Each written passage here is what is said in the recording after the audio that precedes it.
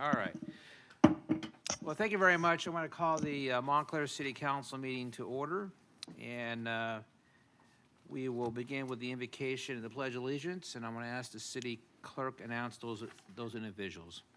Tonight's invocation will be given by Reverend Maggie Burbank Inoki of Monte Vista Unitarian Universalist Congregation, and the Pledge of Allegiance will be led by Mayor Pro Tem Johnson. Great, thank you. Welcome. Nice to see you again. Thank you.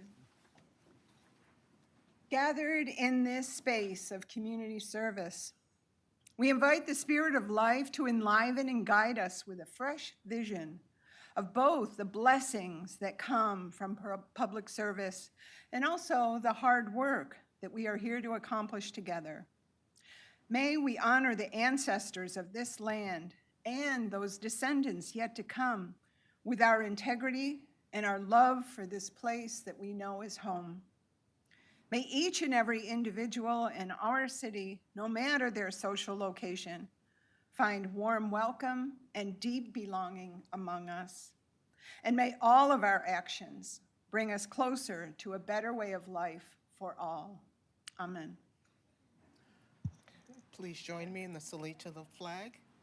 I pledge allegiance to the flag of the United States of America and to the republic for which it stands, one nation, under God, indivisible, with liberty and justice for all. Okay, let's have roll call. Councilmember Lopez? Here. Councilmember Martinez? Here. Councilmember Rue?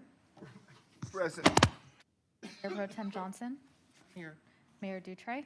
Present. Thank you. So next time is presentations. We're supposed to get a presentation from State Senator Susan Rubio, but she's anticipated to be here closer to 7:30. So when she arrives, we will go ahead and allow her to do the presentation. But I do know that Chino Basin Water Conservation District is here, and I'm going to ask, they'd like to do a presentation, so I'm going to give them an opportunity to come on up and do your presentation. And then I believe there's 3 items that I was asked to pass out. That's other duties assigned to the mayor of Montclair, so there they are for you, and it's all yours. Right. Thank you so much. Good evening, City Council members and community. My name is Azucena Quiñones, and this is Monica Curiel, and we're both program educators at the Chino Basin Water Conservation District. For those that are unfamiliar with our work, we are not water sellers, we are water conservers. The Chino Basin Water Conservation District is dedicated to capturing and replenishing our groundwater through our 8 recharge basins. We capture local rainwater and runoff that is then pumped by wells and sent to water treatment plants to get cleaned, and finally to our homes for us to use. Our service area encompasses 6 cities, including Montclair, Chino, Chino Hills, Ontario, Upland, and Rancho Cucamonga. So y'all are in our service area. We are located just down the street on San Bernardino and Monte Vista. You may have driven by and seen our new signs to visit our free native garden, which we highly encourage.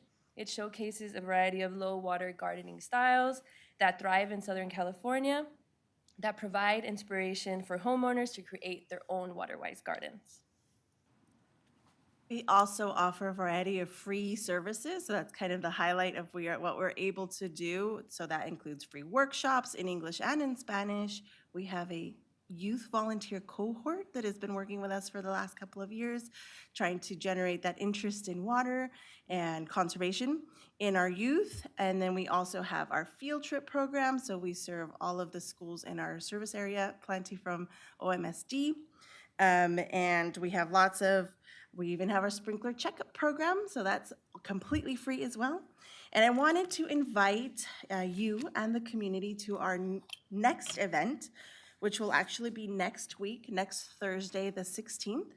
That is the flyer that our mayor so graciously delivered. And so this is a Loteria gallery. We have created our own custom Loteria deck. And for those not familiar, Loteria is a game, a Mexican traditional game akin to bingo. And so that night we will be showcasing the artwork, talking about what we do, infiltrating groundwater, and then also just having fun. We'll have refreshments for the community. We'll have some champurrado and pan dulce. So if you haven't had a chance to taste that, come on over and join us, especially because we're so close by. And that will be Thursday the 16th from 5:30 to 7:30. and it will be a lovely evening. And hopefully, as we have new events coming on, we'll come by and invite everyone personally as well. Any? Great, thank you. Yeah, thank you. Thank you very much. Take a picture of that, put it on my calendar. So. Go ahead. Good evening, Mayor and council members. My name's Katie Parker, and I'm your elected representative for, and Board Vice President for the Chino Basin Water Conservation District. So you already met some of our wonderful, absolutely amazing, hardworking staff. We're very lucky to have them. So we've been dedicated, the Conservation District has been dedicated to protecting our local aquifer, the Chino Groundwater Basin, since 1949. And we've been doing this through physical replenishment with stormwater and also in coordination with Inland Empire Utilities Agency, recycled water and imported water. We also protect the Chino Groundwater Basin by teaching water use efficiency to landscape professionals, school children, and residents. Our region basically uses the groundwater basin, which is our largest source of water supply in Montclair, like a water savings account or a piggy bank, putting water in during rainy years and pulling it out during dry years. So this year was a great year. Our basins are still currently full and they're recharging water, imported water from the State Water Project, which comes from the snowmelt from this historic Sierra Mountain snowpack from last winter, and we are storing as much water as we can. So I'm here to wish you, we have a lot of events going on, obviously. I'm here to wish you happy holidays and a happy new year, and to let you know that next year, 2024, will mark the Chino Basin Water Conservation District's 75th anniversary. We were started in 1949 by a vote of the people who decided to prioritize water security in our region. And we are gifting this beautiful calendar to you for 2024, and it features pictures of, and our Mayor Dutray passed that out as well for us. Thank you so much. No problem. And there's pictures of our replenishment basin and our demonstration garden, which is located at the Waterwise Community Center, really close to here. I think most people have been there, over on San Bernardino Road, just west of Monte Vista. We're also inviting you, in front of you, you'll find, we're inviting you to a celebratory event in January. And we will be burying a time capsule in the garden commemorating our 75 years of service to the community. It will be dug up in another 75 years for posterity. The ceremony will be Thursday, January 18th from 11 a.m. to 1 p.m. Lunch will be served. We invite you to join us and also to contribute an item to the time capsule representing your community at this moment in time. So thank you for your continued partnership, and I really hope to see you in January. Well, thank you very much. I appreciate all the hard work that the Chino Basin District does for our region. And so maybe I will put some in the time capsule, and then my daughter, when she turns 95, can attend that event in 1999. Or so I won't be Mr. around. Mayor, if I may, I have a question for Go Ms. ahead, Mayor Parker. Pro Tem Johnson. How big is the capsule? So I have something that I want to put in there, but it's bigger than a bread box. So how much space is I actually in can the get capsule? back to you on that. Okay. I'm not sure yet. I don't even know if they're sure yet, but it's bigger than a bread box. Yes, it's bigger than a bread box. Okay, I'll get back to you. All right, thank you. Okay, I think we will now go on to the public comment portion of the agenda. You have 5 minutes to speak to the council regarding items not on the agenda, or if it's one of the consent calendar items. If you haven't filled out the white card, the speaker's request card, you fill that out. If you're in the audience, if you're on Zoom, you raise your hand on Zoom. If you're on the phone, you raise *6. So, Andrea, do you have any speakers today? Yes, so Ruby Long from Supervisor Hagman's office is on Zoom. So Okay. I'll go ahead and let her talk now. Ruby, where is Ruby? Ruby, are you Speak there? out, unmute yourself. There, ask them, there you go. There I am. I'm sorry. Okay, can you hear me? Oh, we can hear you loud. Okay, I'm sorry about that. Good evening. Once again, Ruby Long from County Supervisor Kurt Hagnan's office. And I just wanted to remind you all that November 8th, this Wednesday, we're going to be hosting our Veterans Claims event. And it's a free event where county veteran service officers will be there to help any of our veterans with any questions about existing claims, conduct benefit assessment interviews, complete claim forms or paperwork, and also help you. They will issue a San Bernardino County Military Veterans ID card. Please make sure you bring your DD form 214. We also will be barbecuing, so you'll have a free lunch as well. And like I said, everything's free. It's from 10 a.m. to 2 p.m., and it's at our Chino Hills District Office, which is 14010 City Center Drive, Chino Hills. And yeah, we hope to see you all there. It's normally a great event, and we help a lot of veterans out, and you get a free meal. So that's it for tonight. Have a good evening. Good evening. Thank you. All right. Our next speaker is Kalia Redwood. Oh. Thought you were on Zoom. There you are. Oh, How you on doing, Zoom? Claudia? Okay. Hi, I'm Kalia Redwood. I'm Yeah. one of the event coordinators for the Montclair Chamber of Commerce, and I would like to invite you to some of the events that we have coming up this month.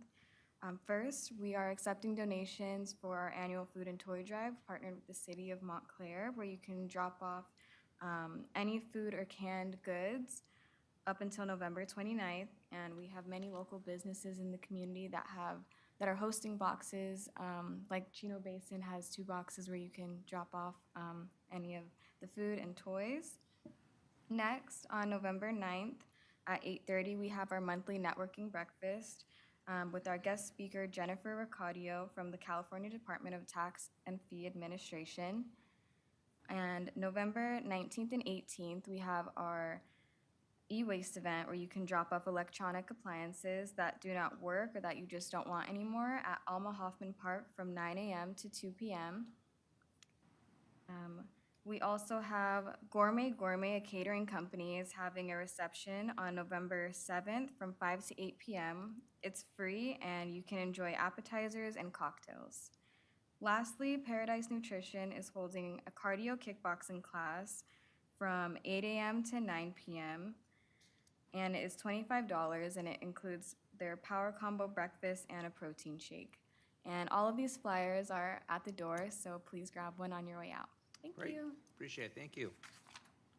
Did very well. Okay, our next speaker is Jordan Arciaga.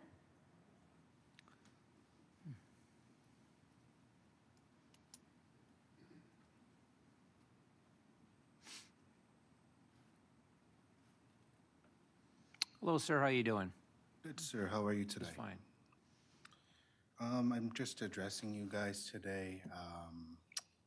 Rather unprepared, have to be honest, but very concerned. And my concern is it started with coffee with the principal at Montclair High School. And I went in there with all intentions to kind of, really, what's going on? Because one of my daughters is really struggling at school. And I wanted to go find out why. So I go in there, and the more I listen, the more I start to empathize and really see how really of a hard job Mr. Cho is doing at the high school. And I see the bags under his eyes, I see his staff, but I also see is what are we gonna do? And, he throws test scores in, we have the most people out of our area, but of course, because, you probably have the highest attendance rate. But there's a really big issue with the delivery model of marijuana going on at the high school level. And it's affecting the children's abilities to learn. And I know this is bigger than us. This is bigger than Cho. This is bigger than Montclair High. This is an industry that we have really little to no hope in really tackling. And my child is the new customer. Your children, if you have them in high school, are the new customer. And they're getting it through who knows, you know. I grew up in the early 2000s. It wasn't as easy as it is today. And I asked him what was one thing that we could possibly do, and which was what brings me here. I came straight here, straight from the high school after coffee with the principal, and I wanted to see what I can do. One of the lovely clerks said, there's a council meeting, which brought me here today. And a little background, I've been here for about 6 years. I actually own the creme brulee shop at the corner across, next to Jack in the Box on Palo Verde on Central.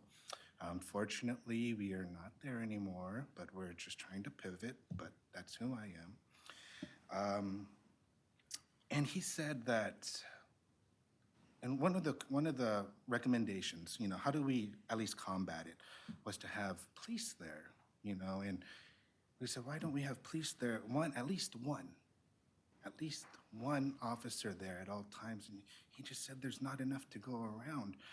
And I just wanted to bring that up because I was even going as far to just ban smoking in public places like Laguna Beach did in Montclair, right? But, you know, like, let's really do something. But if there's a way we can get, you know, an officer there, just the good old black and white, kind of show those kids, like, we're not giving up on you. It's so hard because I feel like we've given up on them on that level. They've gone through so much with 2020. Pardon me, emotional on my kids. And even the school needs help. They need, like, it's against the law kind of help. They don't even go to the bathroom because there's drugs going on in the bathroom. Imagine trying to go to school like that and learn. So I just pray that we could maybe put an officer there at all times. I think we can afford that in the budget. One, I mean, you're talking about 1 to a ratio of hundreds of our future. That was one of them. I'm not sure what happens next. The other thing is a less serious note, well, also serious, is requesting a stop sign at the corner of Bandera and Ramona, because there's a lot of accidents there. People are flying by. It's hard to make a left-hand turn there, guys. But yeah, that's my soapbox today. I'm just, you know, it's not a one-night fix. Who knows what the one cop will do? But I'm thinking it might do something while he or she is there, because they need a lot of help. Because that industry and the e-cigarettes is just right under our noses, is really tackling the teens hard. And Thank you. And I would say that the school resource officer, it is budgeted, and it is, we will have a police officer. I know our acting chief is working on it right now, just a matter of getting manpower. We are hiring more police officers, and one of them will be assigned to the high school like it has been in the past. So we're just trying to massage this right now, but we're going to get there. Am I correct, Chief?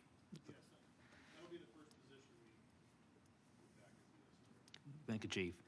And I would suggest, you know, if there are issues there, if you're speaking of, get parents organized. And obviously, we're here, but the JV, Joint Union School Board, has jurisdiction over that.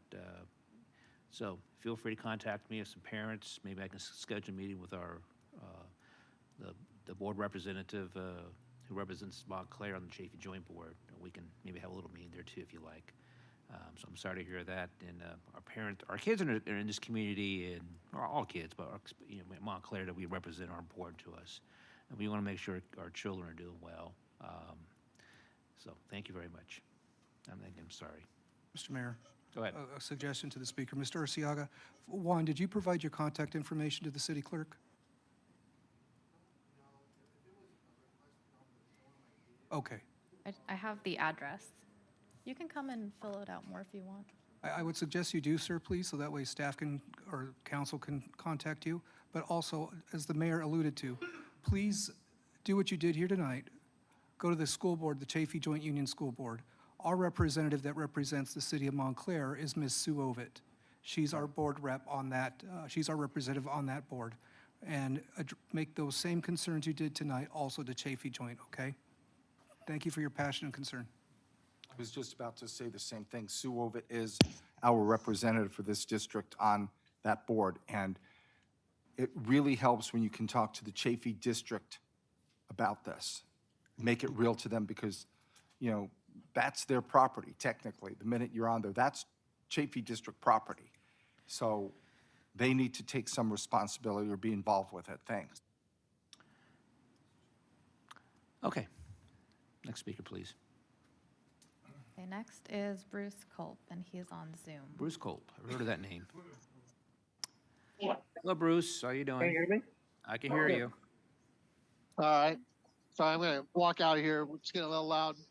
The gang's all here. They say hi, Mayor. Okay. I just want to say what I want to speak about tonight is just in public comment was to just I saw an attachment today on the agenda for Mr. Starr, our city manager. And I just wanted to thank him for his years of service, the last 5 years, and it looks like his contract been renewed. So congratulations to City Manager Starr on an excellent last 5 years. He's got us through the pandemic, done a great job with the city finances, you know, taking us through some tough financial times, and was able to find proof that sexual harassment occurred by Ben Lopez against 2 city employees through an investigation. So he's been very, very good with helping the city and our community of City of Montclair. And so I want to personally thank Mr. Starr for his wonderful job.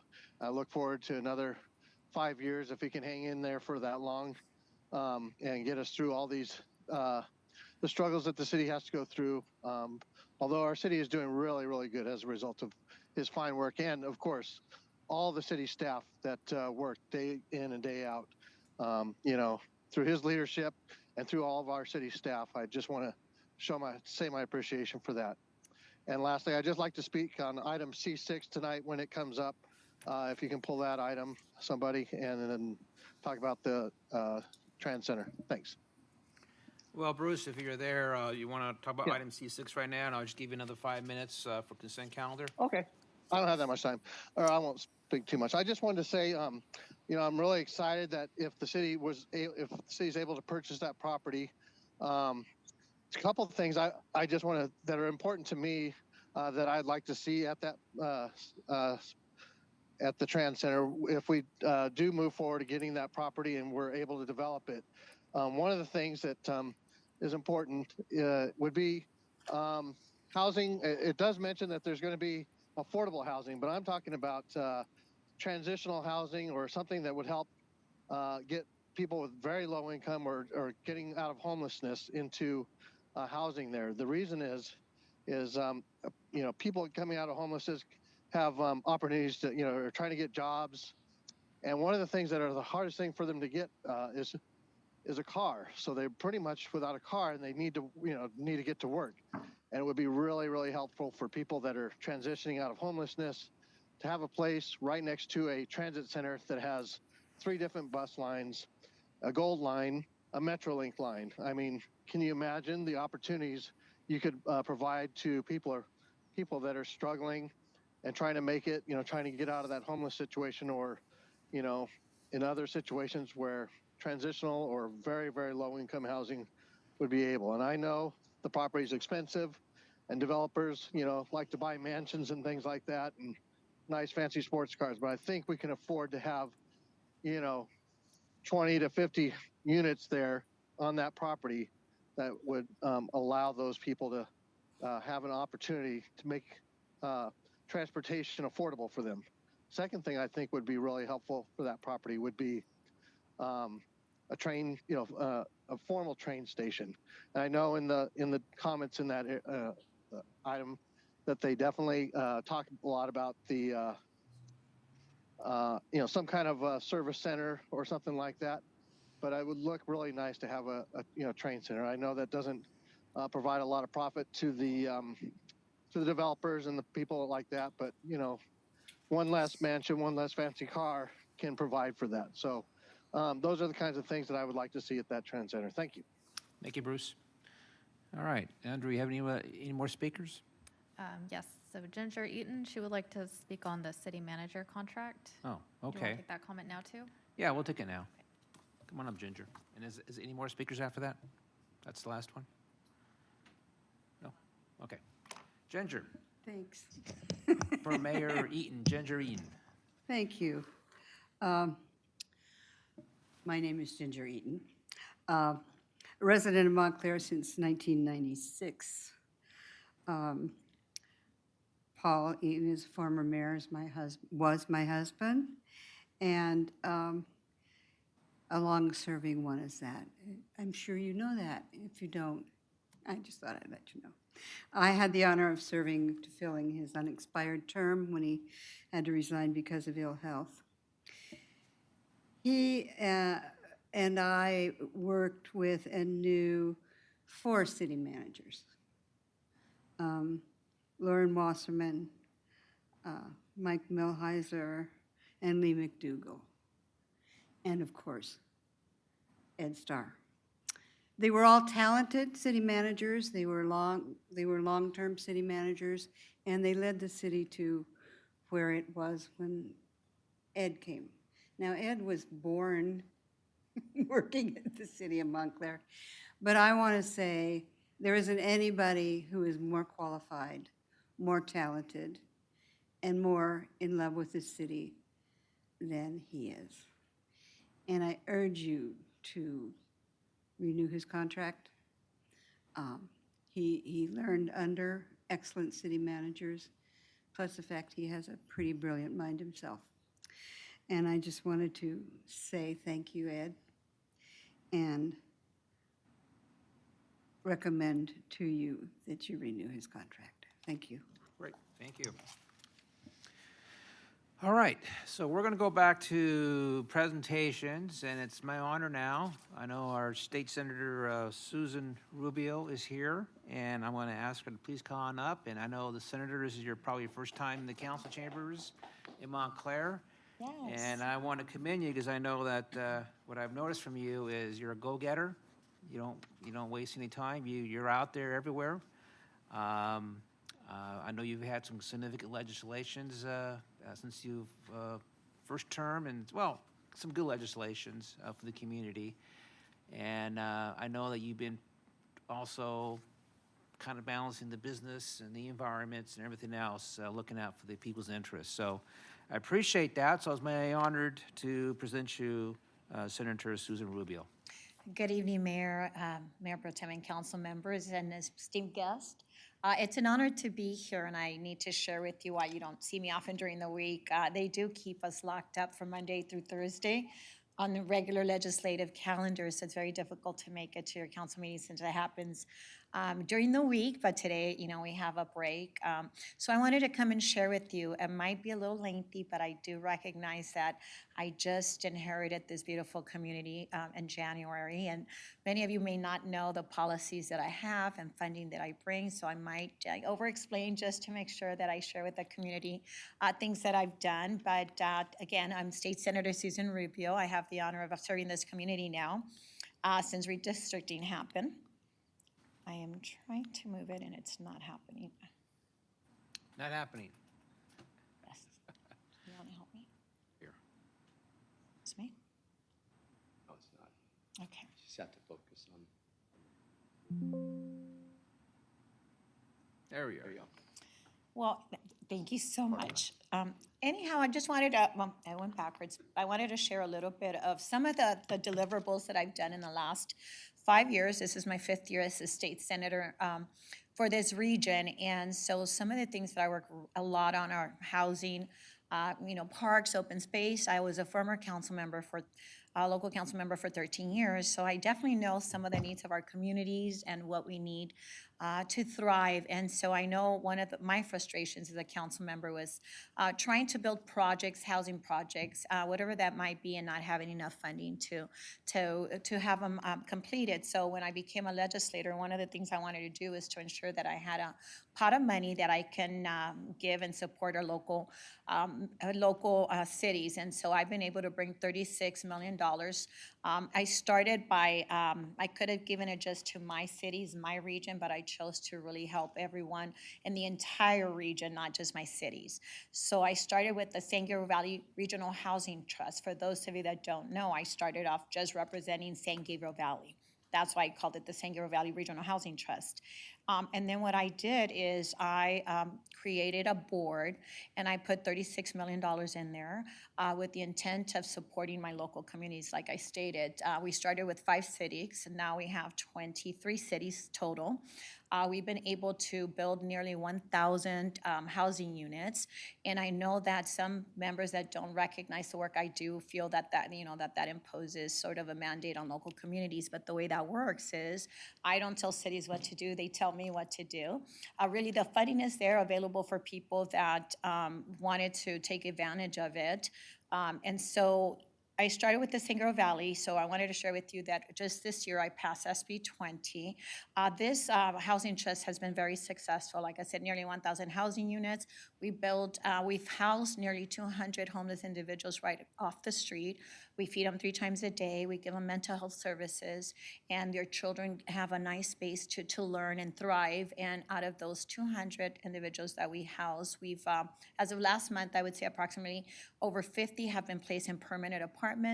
I also created SGV Works, which is a workforce development for those that don't have any skills, and we allow them to get paid full-time while they learn a skill. So therefore, we have these homeless individuals have now transitioned into permanent housing with job opportunities, so we don't have to take care of them, they take care of themselves.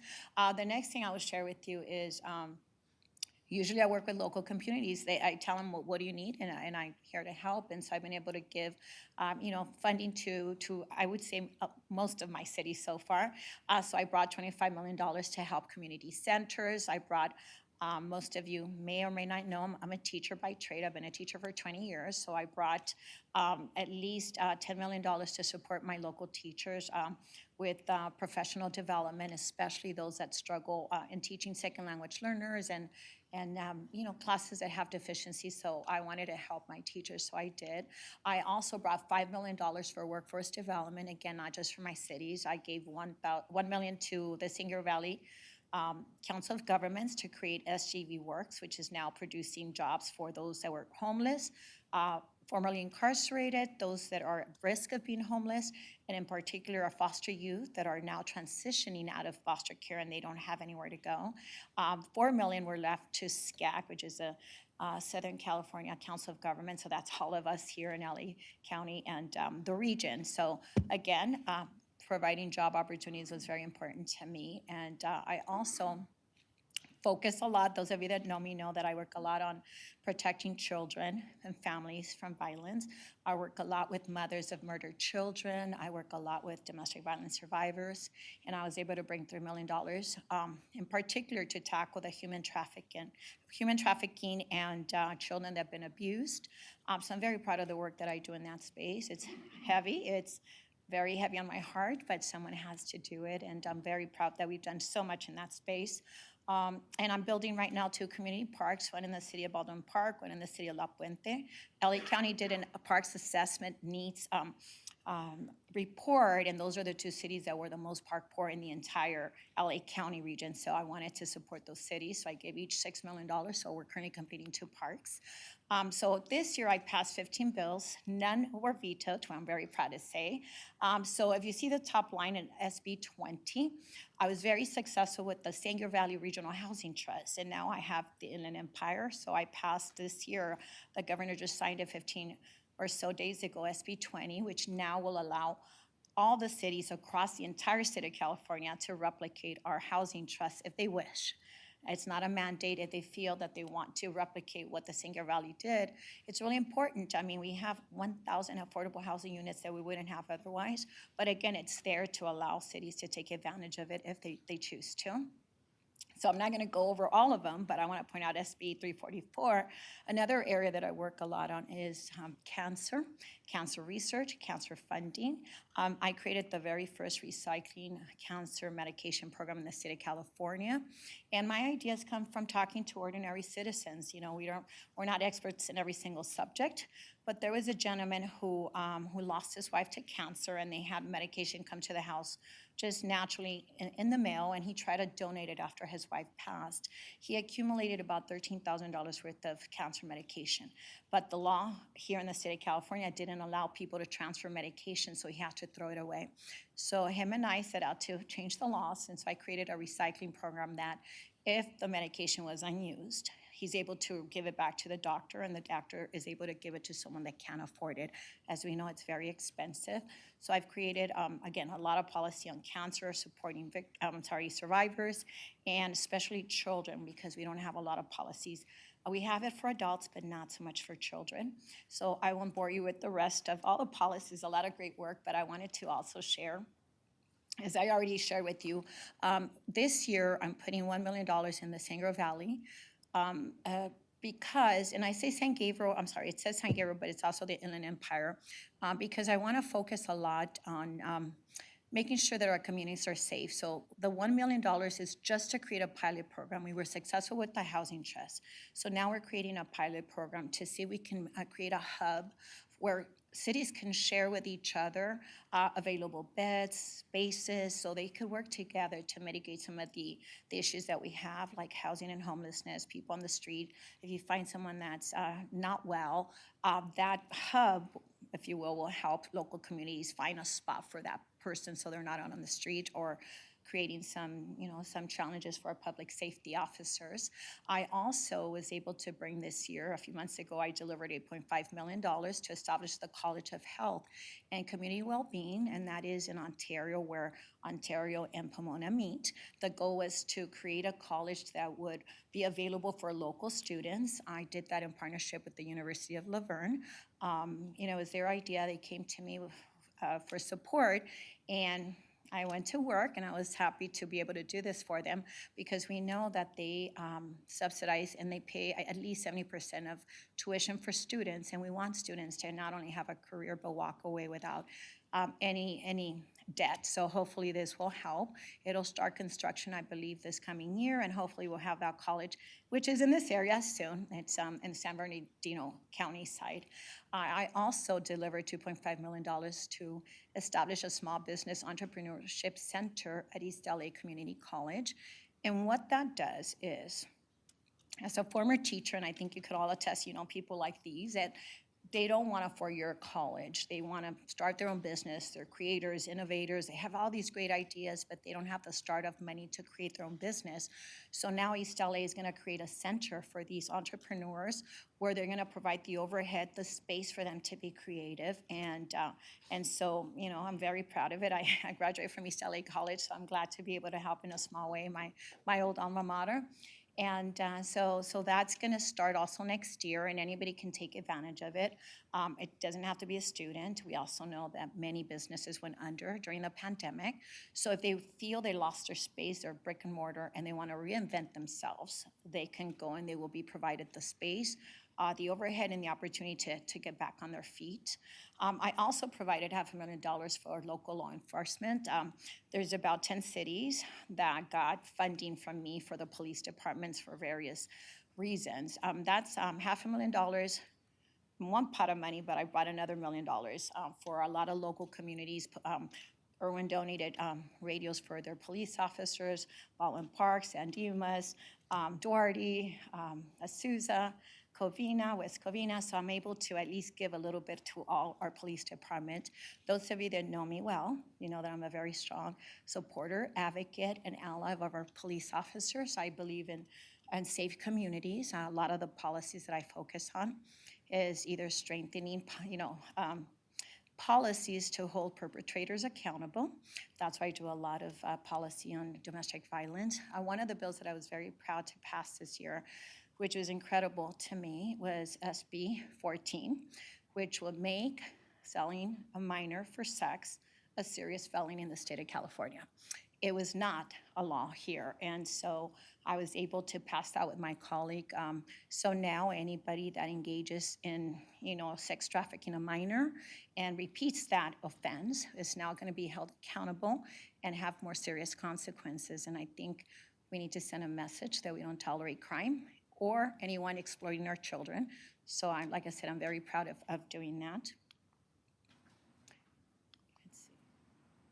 And a lot of you may or may not know, I'm the chair of the Insurance Committee on the Senate side, so I work a lot to try and help homeowners who have either been dropped from their insurance agency or non-renewed, or they're having a hard time because they had to go to the FAIR plan and now they're paying twice as much money for their insurance.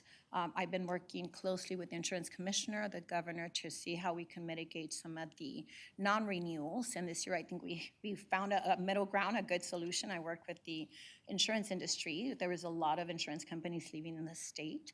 So we figured how to incentivize them to guarantee that they're gonna go back to writing insurance policies in high-risk areas, especially the ones in the mountain areas who are now at high risk, but they're not getting insurance. So again, it's not a fancy topic. I've been doing this for 5 years, and I just wanted to let our community members know, or anybody struggling with insurance, we're working really hard to make sure that it's not only available, but affordable as well.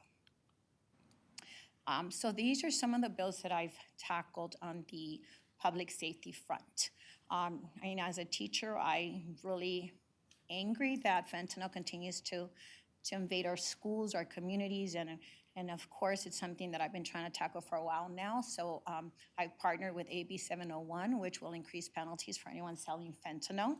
I also, as I mentioned before, so far I secured $5 million for our local law enforcement agencies. Most of all my cities in the other side of the Singer Valley they've gotten money from me because I want to make sure that they have the support, the equipment that they need. I also mentioned SB 14, which is the one holding perpetrators accountable for selling children, and SB 545, which is also protecting children that fall victim to predators. This bill is usually not what I do on the reverse side. We find a lot of foster kids that have been abused for years, and at the end of the day, we have a lot of children that are like 11, 12, 13 committing these horrific crimes because after being abused for years, they end up either killing their abusers. And so my bill at least treats minors like minors, and not only do we want to make sure that we hold them accountable, but at the same time that we need to get them service. These are children that never stood a chance. And so I know that we need to take care of them. They never had anyone to take care of them. So I hope that with this, even though they're being held accountable, they're getting services as well. I also passed SB 376, which, again, human trafficking. A lot of the times the victims end up in the court system and it's not their fault. So this bill says that anybody that's a victim of human trafficking that's taken in has the right to an advocate. So they're navigating such a complex system, which is the court system. And sometimes they end up saying things, they don't know how to navigate the court system, and they end up being in jail for years just because they didn't have anyone to stand up for them. The other bills that I passed is SB 331, Peaky's Law. We've been trying to pass this one for 3 years. I'm working with about 10 to 15 moms at this time. Again, all of them lost their children at the hands of their abuser. And so Peaky is the name of a 5-year little boy who lost his life. The father murdered him just to get back at the mom. And so Peaky's mom is a friend of mine, personal friend. And so I've worked very diligently to ensure that, again, perpetrators are held accountable for their crimes. And what this will do is reform family court to ensure that those that have a history of violence don't get custody of the children. And so it will mandate that judges are better educated in terms of cases. They're educated, some of them come from corporate law and other areas, but there's no mandate that they actually understand child custody cases, domestic violence, and this will encourage them to take training to study cases, to understand the nuances and patterns of abuse so that our children don't end up in the hands of murderers like it was in Peaky's case. The Phoenix Act is 273, which will extend the statute of limitations for victims of domestic violence. A lot of the times, perpetrators are not held accountable because in California, victims only have 3 years to come forward and to bring their abusers to justice. Anyone that's been a victim or knows someone that's dealing with domestic violence, it's not that simple. Peaky's mom in particular left, as society always dictates, right? You should leave if you're in an abusive relationship. But in that case, she left and he murdered her child. So I think it's not up to us, it's up to the circumstance, and families should be able to decide when it's safe for them. So it extends the statute of limitations from 3 years to 5. Currently, I'm working on 15 years, but I'm not there yet, but we're working on it. SB 1141, that one redefines what domestic violence is. Instead of being abused because you were assaulted physically, now victims can use coercive control. And that means anything from isolating a victim, not allowing a victim to see friends and family, withholding basic necessities, food, money, anything that anyone would need just to survive in dignity. And so this will allow a victim to take that in court as supporting evidence to ensure, once again, that we hold perpetrators accountable. Sam's Sisters Law is also named after the Sam sisters, Samia, Samantha, and Samara, who were murdered last year by their father.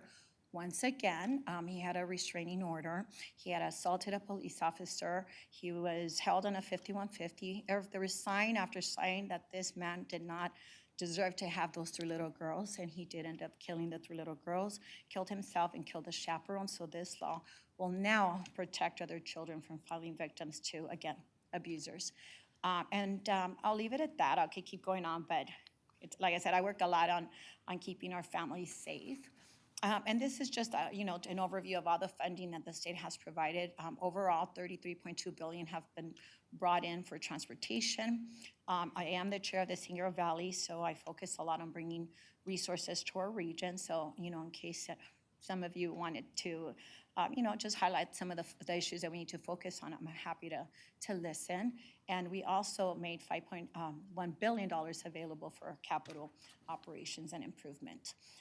I work a lot on, again, protecting our children from gun violence. And I won't go over all of this, but I definitely want to highlight AB 28, which will fund school safety programs and violence prevention programs. And lastly, I'll focus on some of the women issues that I focus on, and that is I passed SB 848, which is reproductive loss leave. A lot of the times we don't take into considerations how many times a woman or a family, this is both men and women, as a family, as a unit, are trying to become a family and they have miscarriage after miscarriage. It's still very traumatic, but it's not a loss that anybody recognizes.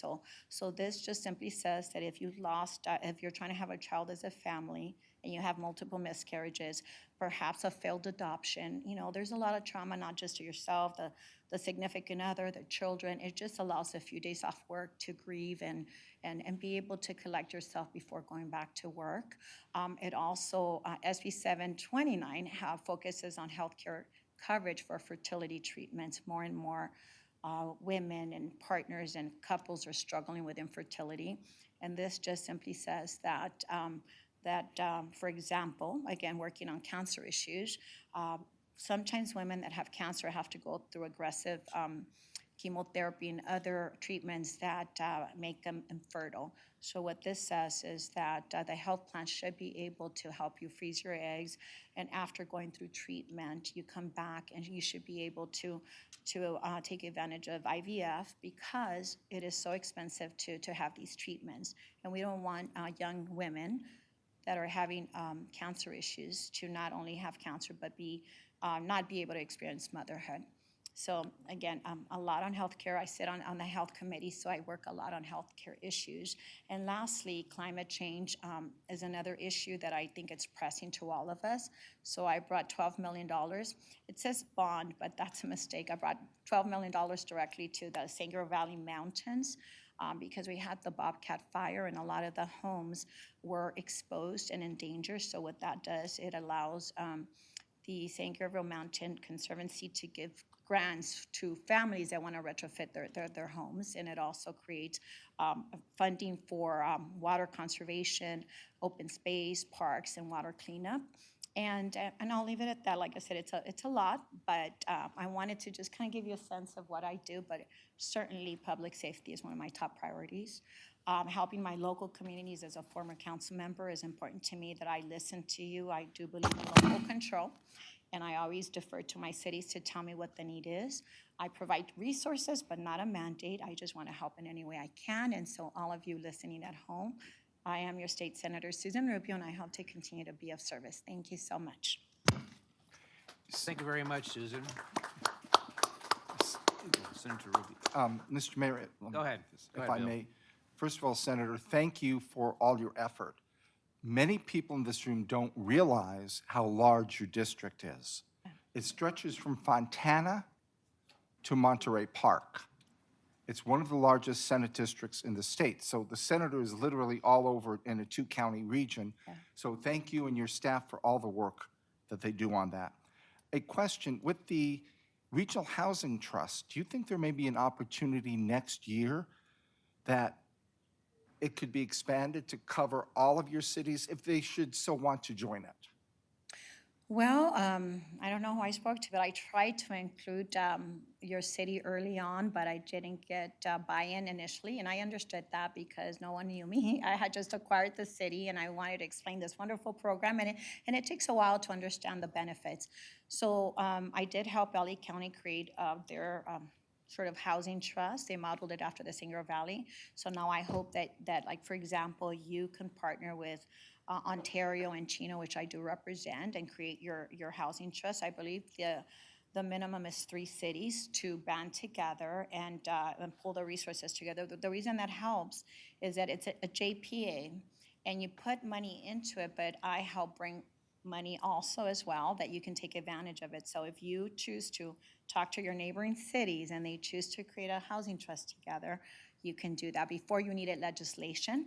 And so when I did the housing trust in the San Gabriel Valley, I had to pass a bill specifically for that. And then Los Angeles did it, and we had to pass a bill specifically for that. Now SB 20 allows anybody to create a JPA. So if, let's just say we wanted to do this and no other city wanted to join us, would it be possible to cross county lines and join another one? I did try that at the beginning, so I would have to talk to them. I would Okay. have to talk to them. When I spoke to them about 2 years ago, when I knew I was going to acquire your city, they were open to the idea. We'd have to revisit that with them. Because that also makes sense to me. I mean, Yeah. bring the money wherever you can because people move across lines. And then just lastly, I really appreciated the water workshop you did on the 28th. That was really well done, very informative. Great speakers, so keep up the good work on that, because we had Chino Basin Conservation District earlier this evening make their presentation, and it all ties in with what you're doing on water. Thank you. Thank you. Thank you, Councilman Lopez. Senator, it's a pleasure to be in the same room with you and meet you. Actually, I was in the same room with you up in Sacramento in a legislative committee, but I was in the audience. First of all, one, thank you for having an office out in Ontario close to us on this side of your district. As my colleague alluded to, your district is rather large, so it's great that you're not just located in San Gabriel Valley, but you're investing here. I very much respect you for that. I was impressed to know that Anthony Moreno on your staff is a former staffer of Senator Feinstein's. Yes. And I think that's an asset to your office and to the district with his connections and his experience at the federal level. And Senator Feinstein being an icon that she is, so that's great. And Neha's been, is that Neha? Yes. It is, okay. It's great. She's been real receptive, welcoming, bending over backwards for anything we might need, so appreciate the staff that you've sent our way in the meantime. You kind of got me a little choked up when you mentioned the cancer medication recycling legislation. My grandfather, who died of cancer going to be 11 years ago, for 8 months to a year, I lived with him in his last remaining days. And you are absolutely right. When he did die, all his leftover cancer medication, some of it was literally dropped off the day before he passed, was still good and sealed and everything. We couldn't use it, we couldn't donate it to anyone. There was one medication that was $4,000. And we actually found a cancer center in Pomona that took it regardless because there was a patient that didn't have the money for that medication. They gave it to him anyway, was not even opened or unsealed. And that was our little contribution to paying it forward and helping someone else. However, all the other medication we had to throw away. And I'm wondering if there's any thought by you to replicate that same legislation for folks that are diabetic and have insulin needs. I personally am diabetic and have on insulin and needing those medications. And many times, medication that we don't use, we can't necessarily give it away. We can't donate it back. I know that there's some underground activities where you can sell your medications on an app or online, but that is just illegal for the time being. But I would hope that you would consider, now that you've got the model for the cancer medication, that you'd also look at diabetic medication, because that's expensive too for folks that don't have coverage. And I'd be more than willing to help you with that, even as a testimony as to my own experience with meds. Regarding the Tri-City, the JPA, the Housing Trust issue. If 3 cities band together, they don't necessarily have to be confined to your district, correct? No, because right now I have 23 cities and I don't represent them all. So I just, it's anybody that wants to join, but that one in particular is Sangre Valley driven. So if you wanted to band with other cities in the Inland Empire, you could. So let's say our neighbor to the north, Upland, not in your district, I believe in Senator Portantino's. We could still do something like that if Yes, that you was can. something down the line. Okay, great. That's encouraging to absolutely. hear. I appreciate all of your efforts. There was so many, I didn't realize you had so many bills that you had your name to, but I appreciate it. I will contact your staff because I am interested in finding out the particulars of SB 734, your low-income renters program. And thank you for your work on SB 14 with Senator Grove. Senator Grove's a friend of mine. I appreciate that. I believe it was, 13 or 14 of you women that banded together and got that finally through? Yes. So Senator Grove is a former minority leader, my Republican colleague, as you can tell. Keeping our children safe doesn't have to be specific to a political party. And, That's right. and yes, and we tried for 3 years, I believe, and this last year we were successful, which was very important to both of us. And on another issue, real quickly, the tiny cities issue.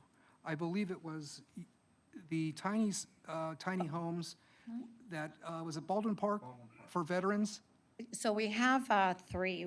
We have 2 in the city of Baldwin Park, 1 in the city of Montebello, and Azusa just approved 1. And El Monte too. So again, I don't dictate, I provide resources, and the mayor of Baldwin Park wanted it in his city. And by way of example, to her credit, April Verlado, who is the former mayor of Arcadia, was going to have the very first one. Her community did not accept it, and she withdrew her willingness to try the pilot program. That's where the mayor of Baldwin Park took over. We started with 1, and it was very successful. Like I said, we took people that are in the city, in front of your shop, your schools, and put them in safe spaces. And 9 months later, they're now in permanent homes with job opportunities. So after the first one was successful, then one was for single individuals. The second village we did was for families of 3. So there was a mother with 2 children or a couple with 1 child, 3 people. And that one had a learning center for the students. So they have 2. Then Montebello copied the project, so they have 1. And I was talking to the mayor of Montebello, and he said that they've also successfully transitioned them into permanent housing with job opportunities. And Azusa and El Monte, so everyone's starting to understand it. And I encourage all of you to go. I could see as a council member how distressing it might be to have one of those communities, but it looks like a regular housing units. They're from your community. So if you have 5 homeless individuals in your city, you're just taking your own people to make sure that you're not seeing them walk around distressed in your parks. And so it's only people from their cities that they take in. It's not an invitation from everyone to come from different places, just your city. And so, yes, you should visit. It's really incredible what they're doing. Well, I actually would like to do that, and I'm very much in favor of that program, and I'd like to see it implemented here if at all possible. It's something that I've been pushing for about a year and a half. I think my colleague, Mr. Rue, is on board with that as well, but I think it's advantageous, so I very much appreciate your efforts on that. Thank you for taking the lead and the charge on that. And then just in closing, on a personal note, I know yours and your sister's story of your humble beginnings and your travels from Mexico and the hard work your mother and father did to provide for you both here. And look at both of you. You guys are both in the legislature. You Rubios definitely have made a mark in history with respect to the region and the state. So kudos to both of you and keep up the good work. Thank you, Senator, for coming. Thank you. And lastly, on the tiny homes, I want to just kind of add to what we did, or not myself, but the mayor of Baldwin Park. There's some industrial areas that are, we don't have residents around there, so they took those communities. If you drive by there, you don't even know they exist. They're behind these industrial buildings where people can't see it. They're not residential areas, but they're created in a very, thoughtful, dignified way where they have open space within their little community, but you don't even know they exist. They're behind closed doors, but people are getting off the street, and they only allow people from their city, their community, so you don't get to invite anybody else. That's just for your own community. Thank you for coming out. Mayor Pro Tem Johnson. If you ever want a tour, let me know. I'll work it out. Thank you. Thank you, Mr. Mayor. Senator Rubio, I really just want to give you kudos for what you do. Because I have seen you all over the place in the short time that you have been our senator. You have been so responsive to us, and I really appreciate that. Not only you, but your staff as well. Anthony is phenomenal, and I'm sure Neha will be as well. We'll be working closely with her. But the breadth of the work that you do is what impresses me so much. So it's very common for people to have a single focus on one issue. But you're everywhere on every issue, and we really appreciate that, and I'm so grateful that you are representing Montclair and for the opportunity to work with you and your staff. Kudos to you for all that you do. I'm sure that you have a red S tattooed on your chest because you are just so super at doing so many things. So I just wanted you to know how much we appreciate you. Thank you. Councilmember Martinez. Thank you. I also wanted to thank you, and just this year alone, I've seen you in the flesh at least 5 times, and that's huge. It's especially considering how busy I know you are, that we've seen you that often is fantastic. And thank you. I really appreciate the presentation that you've put together. I don't know that we've ever had a legislator come and give us a presentation like this before, so it's fantastic that you've laid it all out there for us. And I could tell you from experience, and I'm sure you hear this all the time, but I'm an attorney, and I've done quite a bit of family law practice, and during COVID, domestic violence just exploded, unfortunately. And I have seen your bills in action. I've used your bills, and you just do phenomenal work. Thank you. And on that note, I have to highlight this bill. Yes, during the pandemic, the number of domestic violence cases went up, and the fear also grew. So I passed a bill that now allows victims of domestic violence to file a restraining order remotely with an advocate. They don't have to go to court anymore.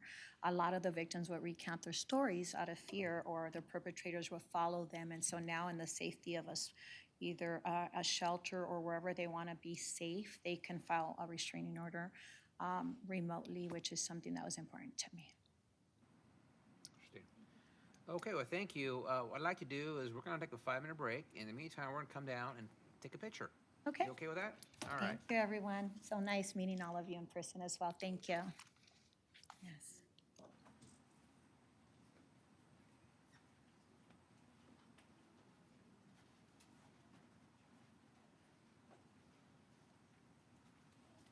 So good to see you Saturday. Yeah, thank you. I just came back from the singer in Baldwin Park. We hosted them. Yeah, I couldn't get there because yes, I was going to go to that. And that's why I ran this way. So should we go there?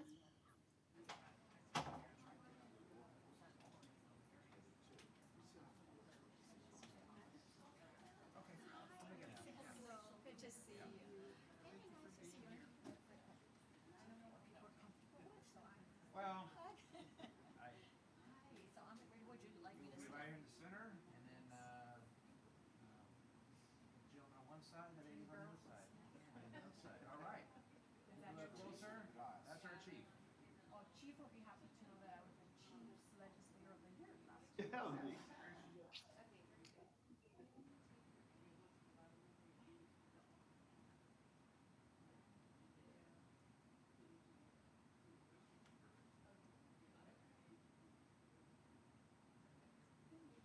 Well, thank you for taking over just from me. I feel so privileged. So nice. Of course. So nice to see you again. Thank you for your words. I really appreciate you, and thank you for doing what you do. I'm really grateful.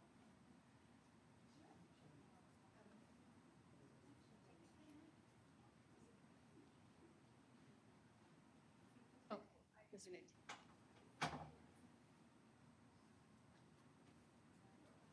Yeah. Oh, my. Oh.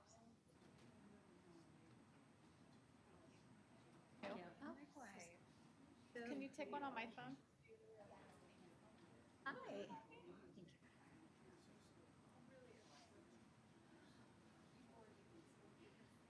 I bored you with 3 more hours of my work. Oh, no, I was like, oh, wow. I was like, oh, it's only a 10-page slide. And I was like, oh my gosh, there's so much on this.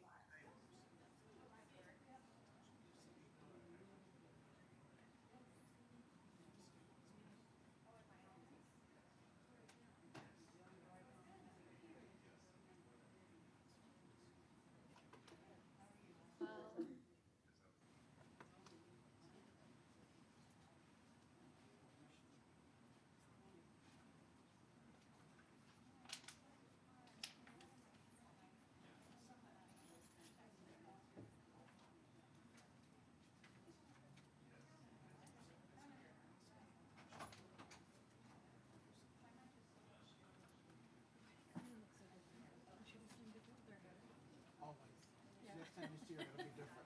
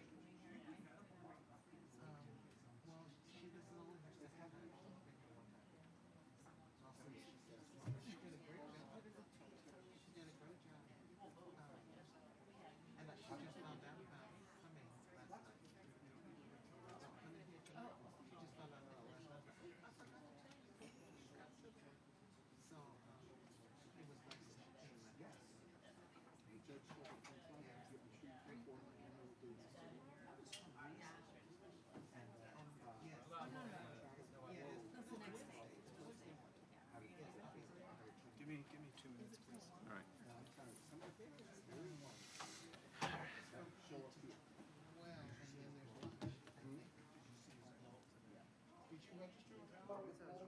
Make up my mind, and for some reason I was thinking it was tomorrow, and I was too late. But since it's Wednesday, I can do it. I talked to Vice Principal Lear this morning. We had to talk about something else. He said that because I got to take that for it. And he knew that. And he said but somebody canceled.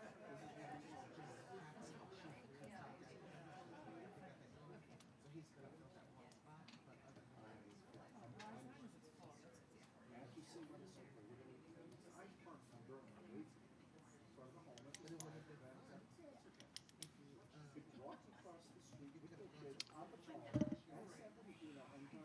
Okay, we'll get the meeting back in order here. So, everybody's ready? Okay, so the meeting's back in order. And I believe we have another person that wants to speak, Andrea?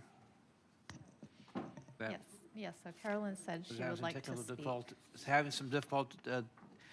So Carolyn, you have 5 minutes. I believe you want to talk about, you wanted to discuss item, city manager's contract, if I'm correct, Carolyn. It's yours. Go ahead. Yes, thank you. I had another item I just wanted to let you guys know is on the vector control.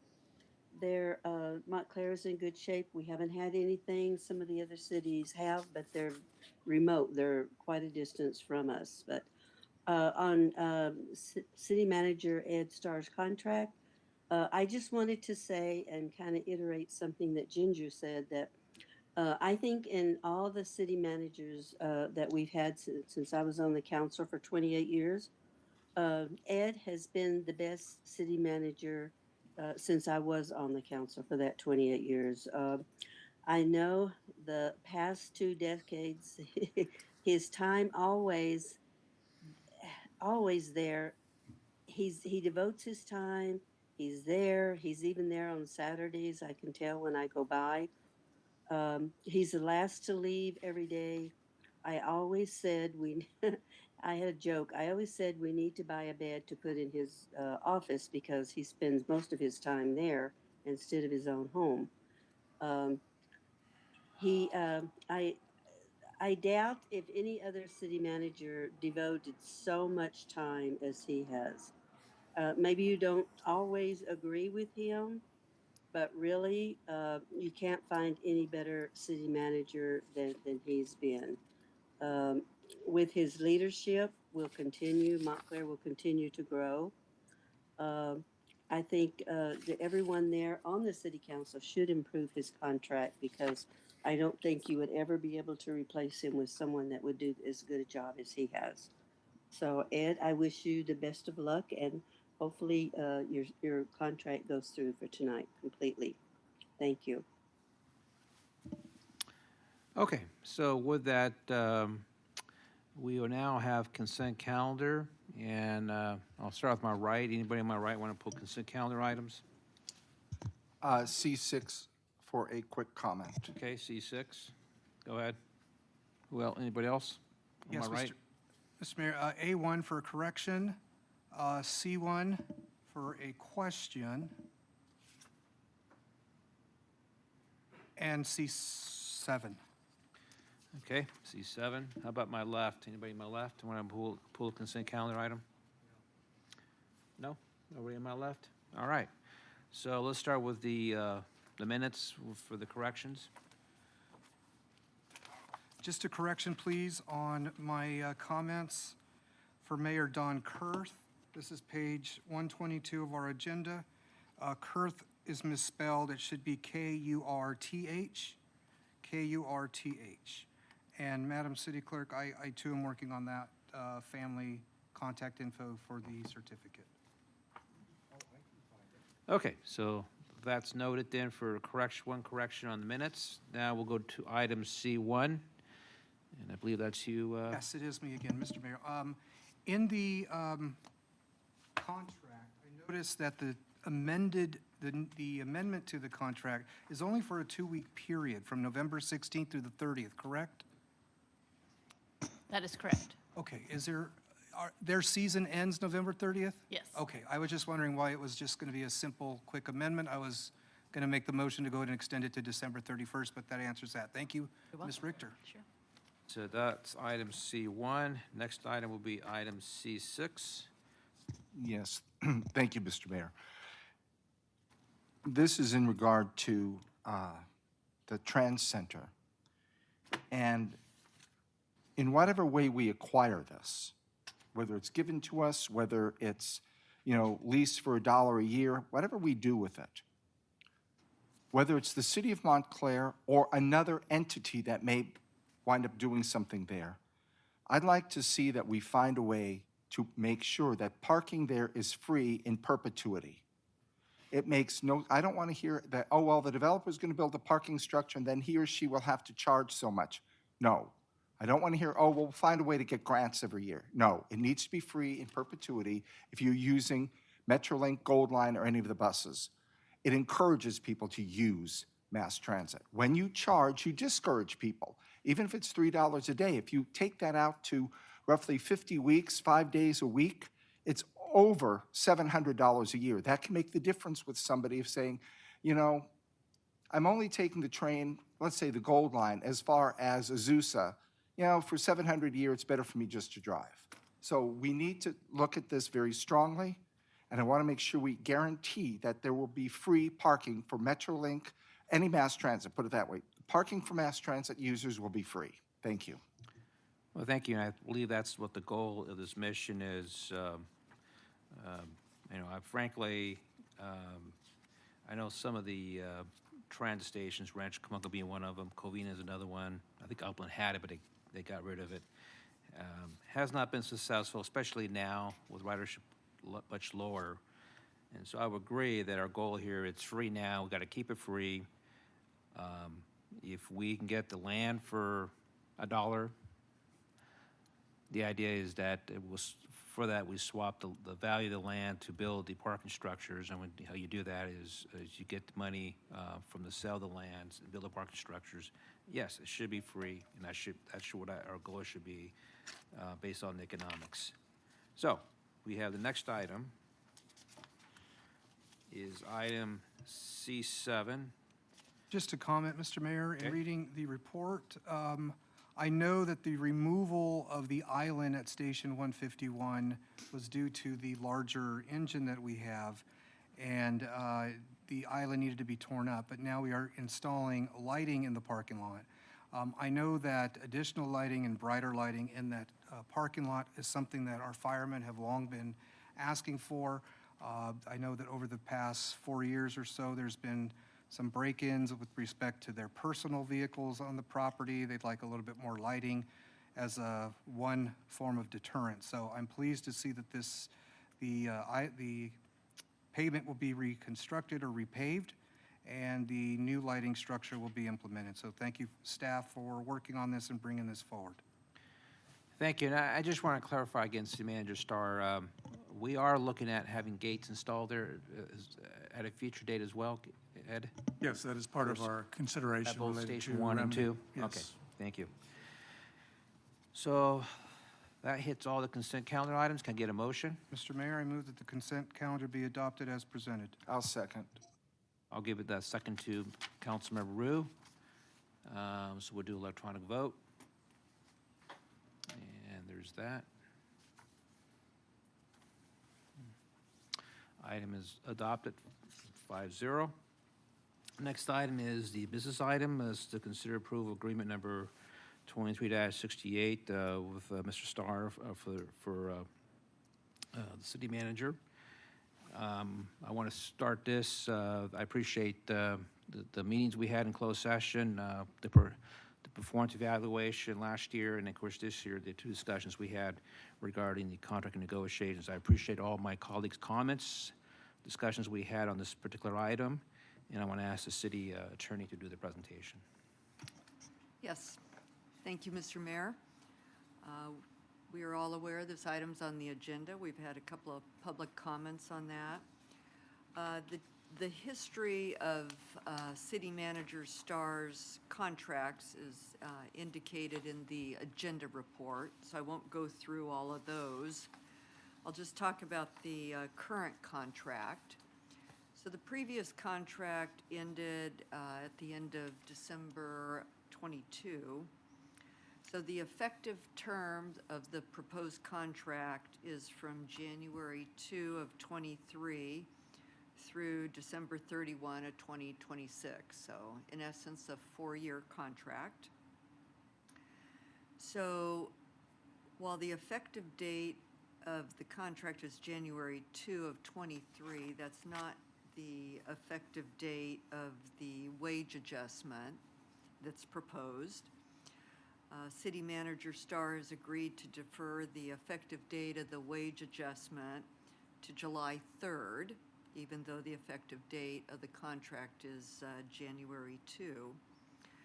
So the proposed contract anticipates an increase in Mr. Starr's salary of 18%, which is equates to 4.25% for each of the 4 years of his contract.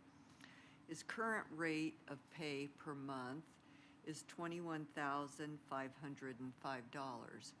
With the increase, his pay will increase monthly to $25,376.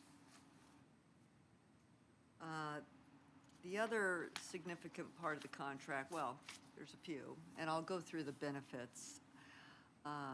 In regard to the deferred comp, the current contract says that he is to receive deferred compensation of up to $24,500 per year.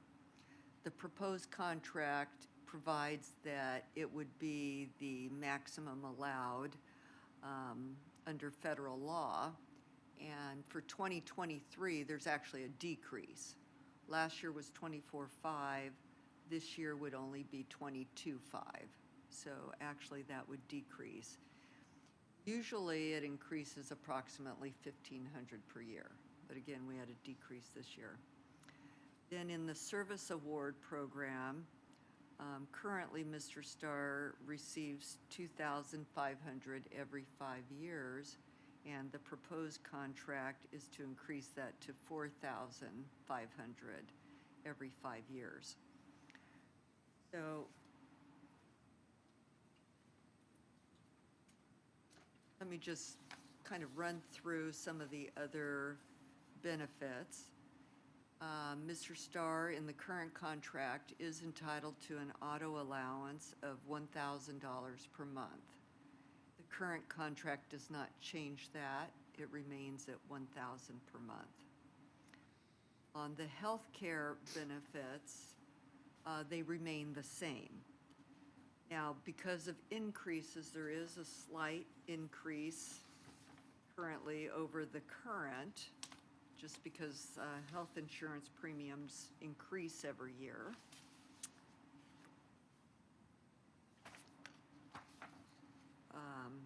Currently, the cost of his premiums, well, for 2022 were $18,818.40, and for 2023 they go up to $19,993, so approximately $1,000 increase. And so there will be slight increases in the future years because of the increase in premiums. Could only hope they remain the same every year, but that doesn't seem to be the case. Be nice. Mr. Starr is also entitled to life insurance currently. In the current contract, the life insurance amount is twice his annual base salary, and that's the same as proposed. It'd be twice the annual base salary. Of course, it's going to be a higher amount with the wage increase. On the sick leave, Mr. Starr is entitled to currently 96 hours per year with a cap of 1,500, and there's no proposed change to that. That remains the same. The vacation leave, Mr. Starr is entitled to 280 hours per year with a cap of 1,000 hours, and that remains the same. With the management leave, Mr. Starr is entitled to 100 hours per year, and under the proposed contract, there's no change. That also remains the same. We already talked about the service award. Proposed increases from $2,500 to $4,500 every 5 years. And we also talked about the deferred compensation. So currently, the value of Mr. Starr's benefits, other than salary, other than wages, is approximately $41,000 per year. With the increase because of the wage increase, with the new compensation amount, the benefits would be approximately $50,000 per year. It's just under $10,000 a year in increase in benefits.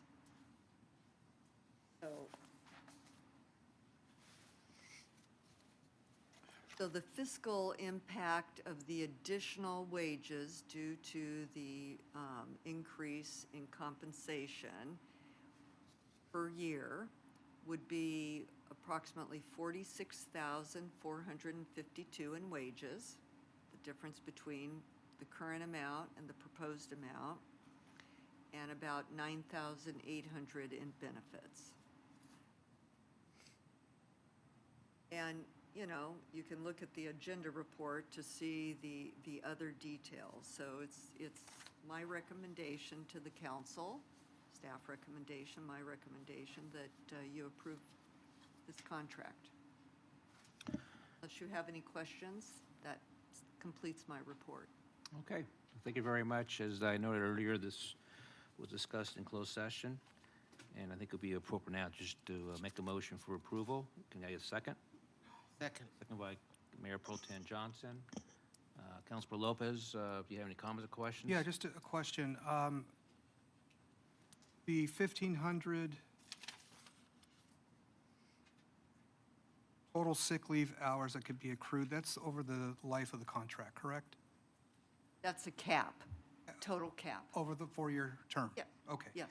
And then page 112 of our agenda report, at least in my packet, Exhibit C was missing. I do not have Exhibit C that it alludes to with respect to the independent audit, so I have not seen that. And received everything else in my packet but that. I don't know if I'm the only member of council that did not receive it or not, but it was not in my packet. So I would have liked to have seen that before the vote now. Anyhow, that's it. Exhibit C, where's this at? Page 112 of the staff report, 4th line down.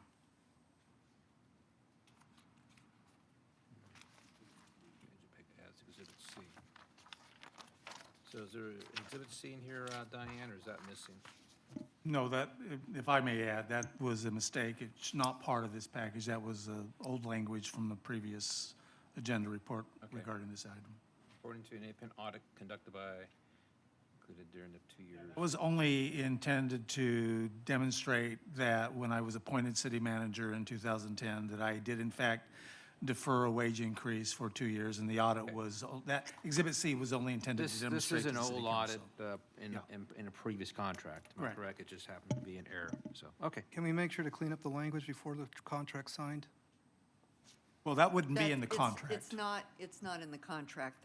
This is resulted back when Mr. Starr first had his initial contract, and he deferred to take his pay for the first 2 years, and the auditors confirmed that he did not take his pay increase for the first 2 years.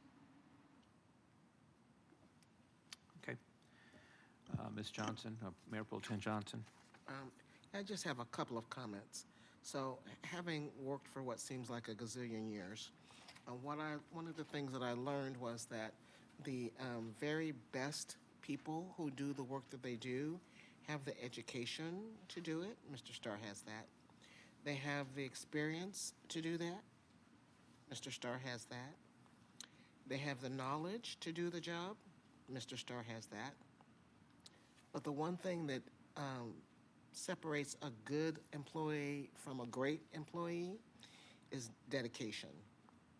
And I have seen, beside the plethora of reports and statistical analysis that have been presented to us on one end of the spectrum, on the other end of the spectrum, I've seen him on weekends doing strange things like cleaning the parking lot or stocking the shelves in the employee break room. That's dedication. Not only does he have the expertise to do the job, but I think he has dedication. Unlike anybody I know, I certainly will not work 7 days a week. I don't know if any of you would do it, but as I use Fremont as my north-south way to travel, he's always here. and I can't imagine anybody who would be as dedicated or do a better job. That concludes my comments, Mr. Mayor. Okay, Councilmember Martinez. I don't think it needs to be said that he's incredibly intelligent or extremely qualified or hardworking. Oops, I said it anyway. But the two things that really stand out to me about our city manager is he's highly responsive. So he's not someone that sits back and gets his work done and rolls his eyes at us when we ask him our million questions. He gets back to us right away with very thorough responses. And he's transparent. So we have the monthly city manager reports, and they are detailed and thorough. And, you know, it keeps not only us, but our residents informed about what's going on in our city. And those are the things that sets our city manager apart. Those are the things that he does that are above and beyond what a city manager has to do. So I really, really appreciate that from him. And, you know, everyone else has said it. He is here all the time, except the 2 times that I've set off the city alarms. Where were you then? But, you know, I'm and not only that, but our city manager is so humble and modest. And the 2 years that you didn't take the pay increase just go to show that you truly do care about our city, you know, above your pocket. And what you're asking is so reasonable considering the cost of, just the cost of living increase that we've all been dealing with. Thank you. Okay, thank you. Let's have a roll call vote, or electronic vote, excuse me. Electronic vote.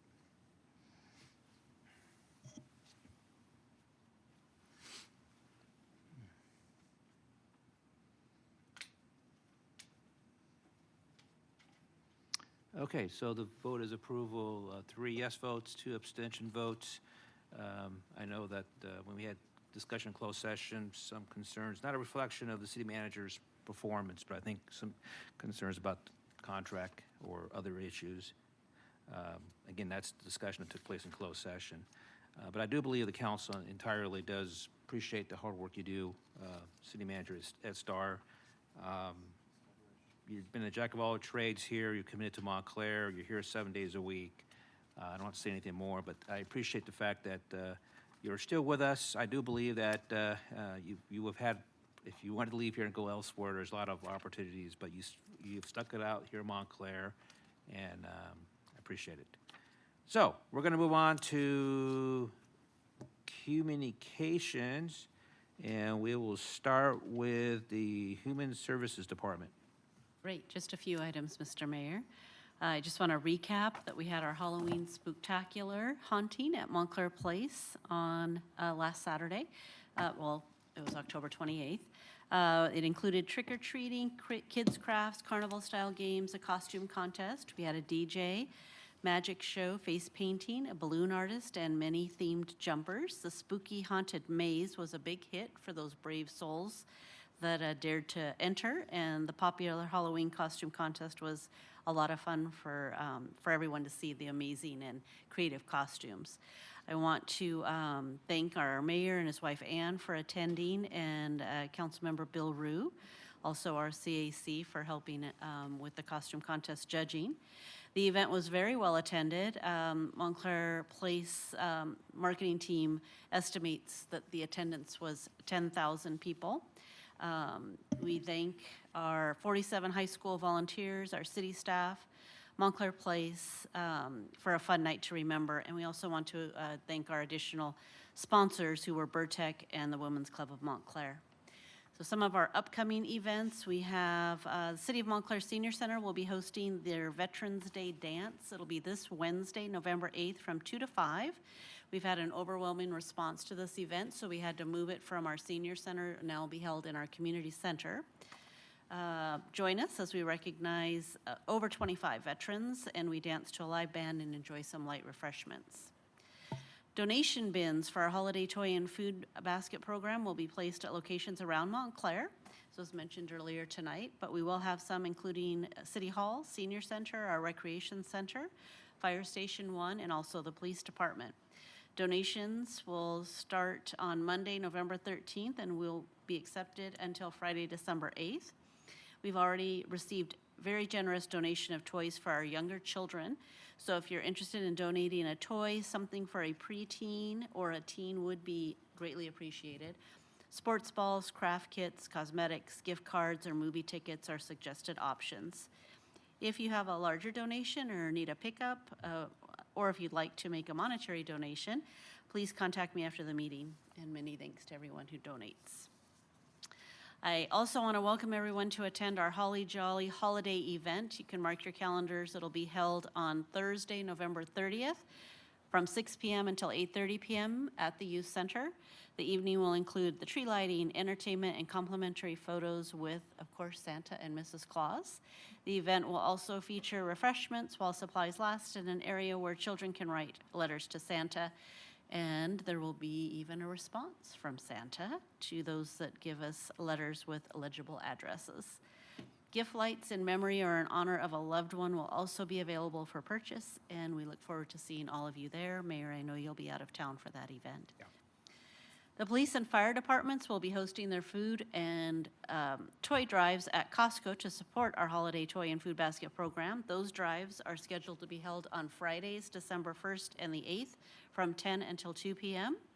And we'll be distributing a suggested list of needed items available at, for that day of the event. So it'll make your shopping a little easier and for those that attend Costco that day. The Community Activities Commission invites you to submit your entries for the Holiday Home Decoration Contest. Entry applications are available on the city website. They're due by Friday, December 1st at 6 p.m. Winners will be announced at an upcoming city council meeting. And Santa, Mrs. Claus, and their sleigh will be dashing through the streets of Montclair, greeting residents and spreading holiday cheer. That will take place on Saturday, December 2nd, from 2 p.m. to 6 p.m.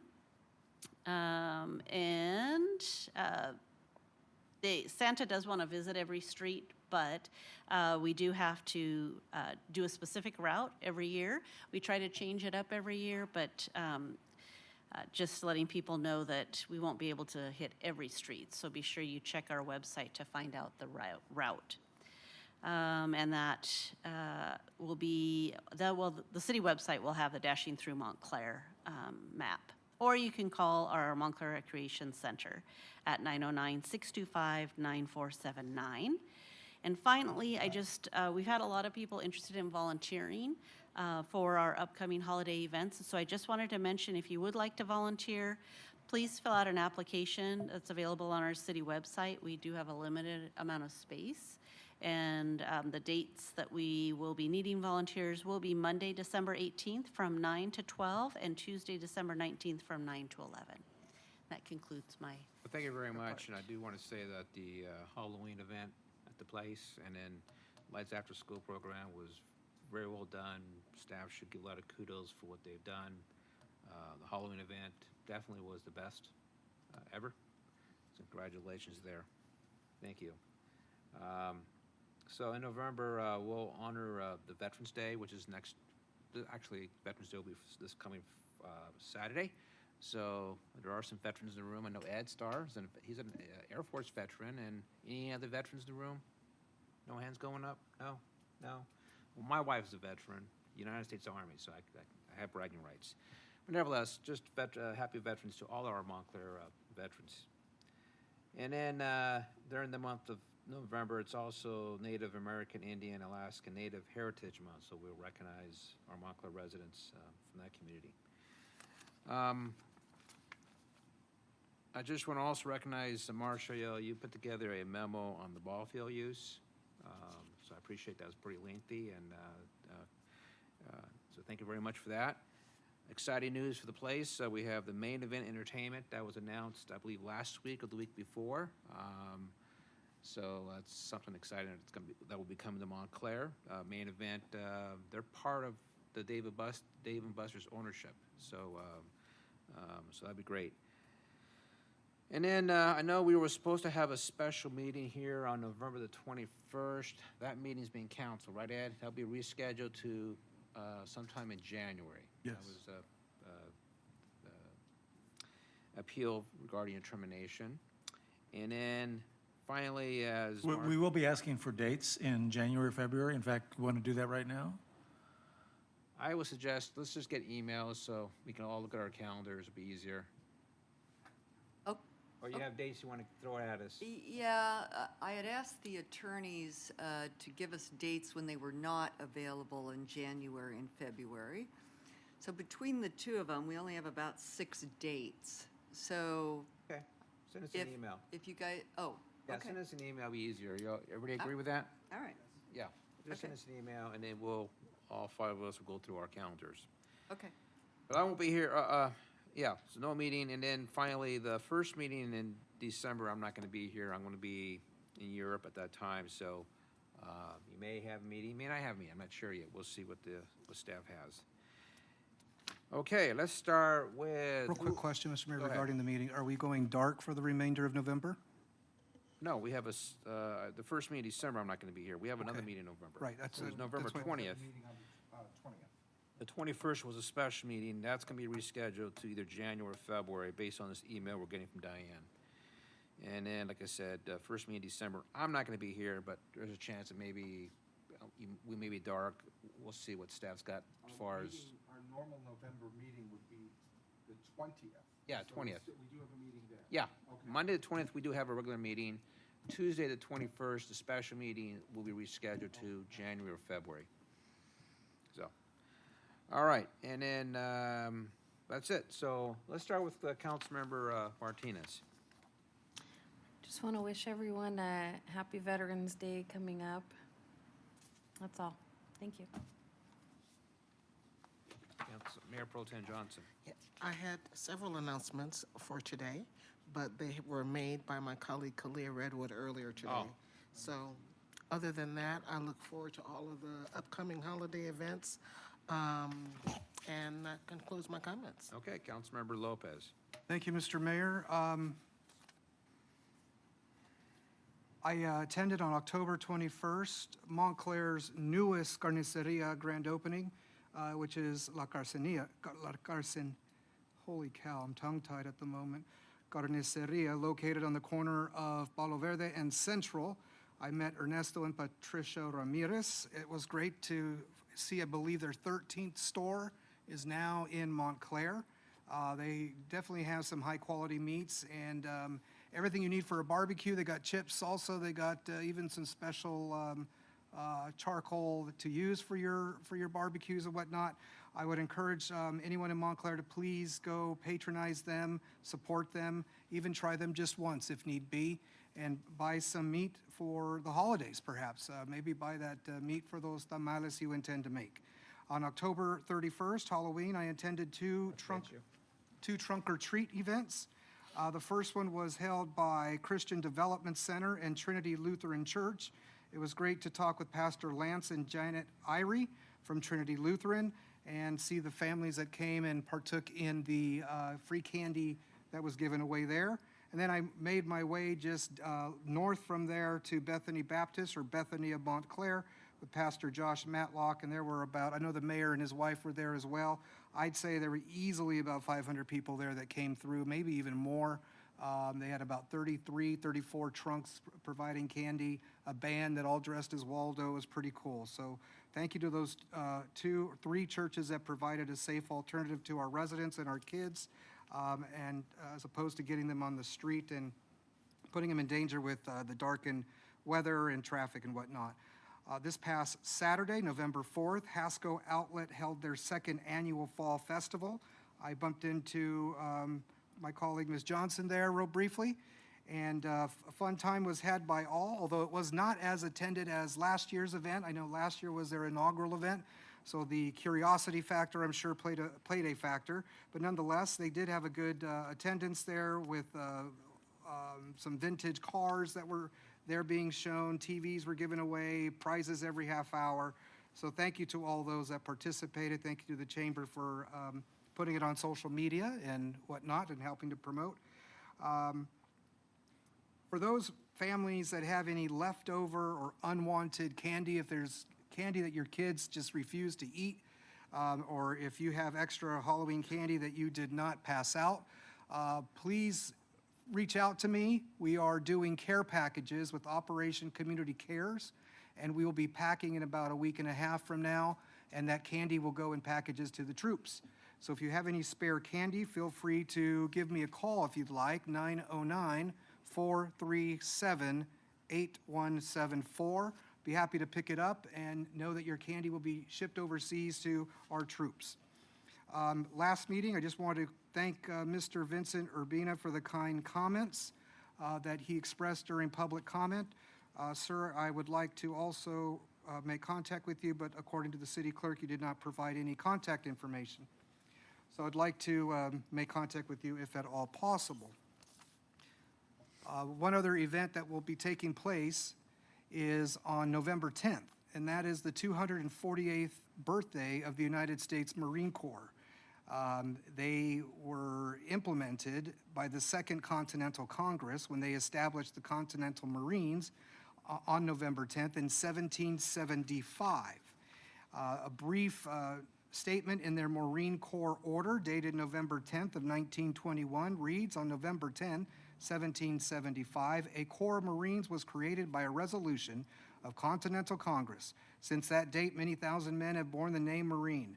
In memory of them, it is fitting that we, who are Marines, should commemorate the birthday of our Corps by calling to mind the glories of its long and illustrious history. So all the Marines in there, there's no such thing as a former Marine, as many in my family have scolded me about. Once a Marine, always a Marine. Semper Fi to you. Thank you for your service. And of course, it dovetails with the next day being Veterans Day, which was officially started off as Armistice Day.